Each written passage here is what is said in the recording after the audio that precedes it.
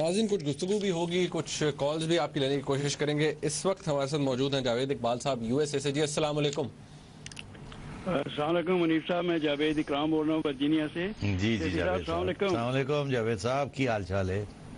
बस ठीक ठाक। सेठी साहब, कल का आपका प्रोग्राम देखा और सब दोस्तों की राय के मुताबिक that was one of the masterpieces electronic technology and media.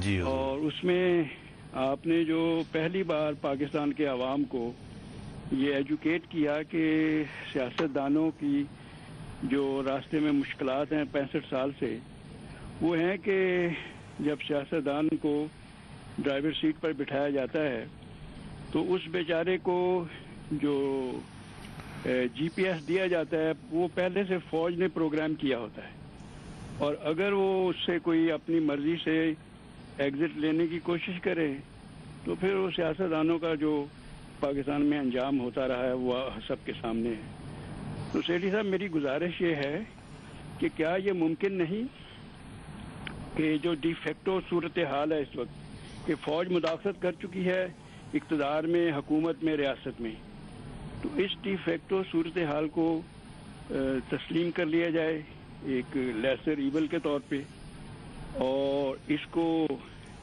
कोई कॉन्स्टिट्यूशनलाइज या लीगलाइज करके इसको डी ज्यूरो हैसियत दे दी जाए। शायद पाकिस्तान के हालात बेहतर होने में मदद मिले। जावेद साहब, बड़ी मेहरबानी। दरअसल कल मैंने दो बातें कही थी। एक बात तो ज़रूर वो कही थी जो जिसका आपने आज निशानदेही की, ये जो आपने मेटाफर इस्तेमाल किया कि जीपीआरएस पहले से प्रोग्राम किया होता है मिलिट्री एस्टैब्लिशमेंट में और ड्राइवर बना देते हैं सिविलियंस को। मगर इसके साथ साथ इतने भी सिविलियंस इनोसेंट नहीं हैं। They have had many chances, they screwed it up. इतनी डिटर्मिनिज्म की ज़रूरत नहीं है। बहुत सी ऐसी चीज़ें थी which the civilian administrations could have done. At least अगर फॉरेन पॉलिसी नहीं तो इंटरनल पॉलिसी तो गवर्नेंस के इश्यूज़ के ऊपर तो सॉलिड इश्यूज़ की डिलीवरी दे सकते थे ना, जो कि नहीं दी इन्होंने। आपने देखा अर्दोगान साहब ने टर्की में किस तरीके से इस इशू को हैंडल किया। Governance, good governance and better governance, 3 terms running. Obviously popularity बढ़ जाती है, confidence आ जाता है how to deal with issues, and then slowly you can start talking to the military about how to do things. अपने credentials बना के। हमने तो वो भी नहीं किया। So it takes 2 hands to clap, number 1. Number 2, ये आपका बड़ा अच्छा सजेशन है कि जी वक्त आ गया बेबी, फौज को कोई कॉन्स्टिट्यूशनल पॉलिटिकल रोल दे दिया जाए।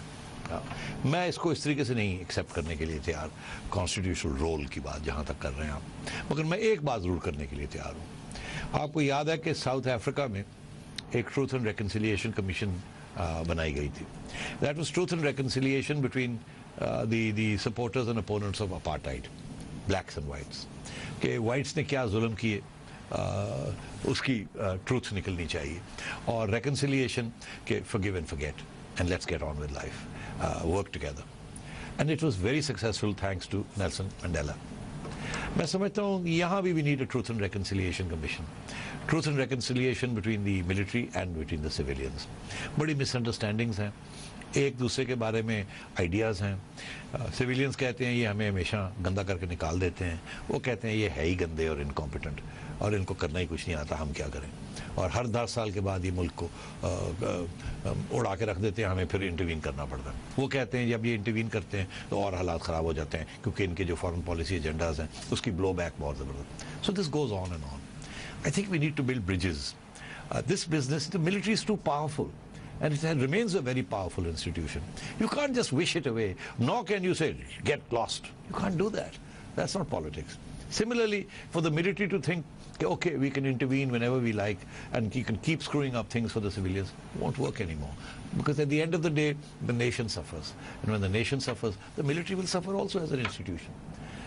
So I think we need truth and reconciliation between the military and the civilians without without vengeance or vendettas or tu meh and you did this and I did that.